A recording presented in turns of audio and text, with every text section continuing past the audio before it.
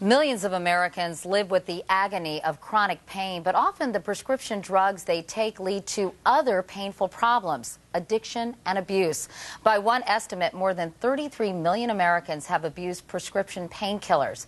But now help may be on the way with new drugs that are harder to abuse.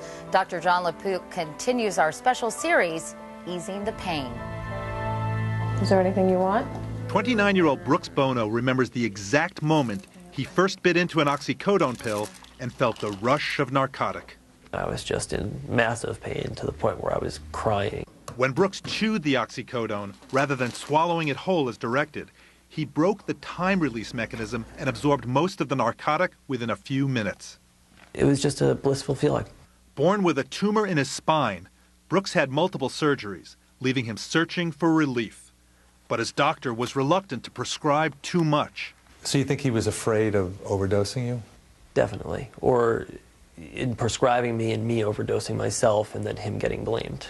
Finding pain relief at last was overwhelming. And sure enough, so was the temptation to abuse.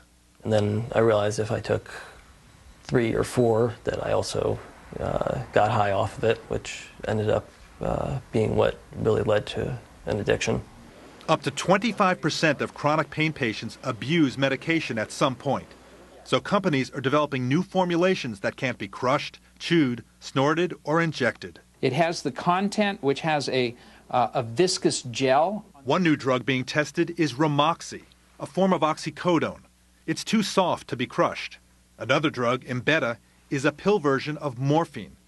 If crushed, it releases a chemical that blocks the effect of the narcotic.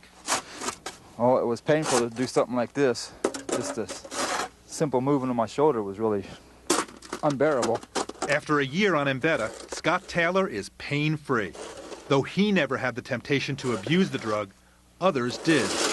I had a few of my work buddies ask if it got you high or if you could try it, and I'm, no, don't do anything other than relieve pain, and that's only after so many days of taking it.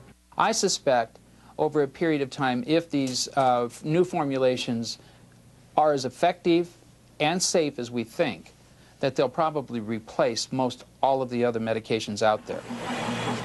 These drugs are in the final stages of testing and are awaiting approval by the FDA. For Brooks Bono, they come too late.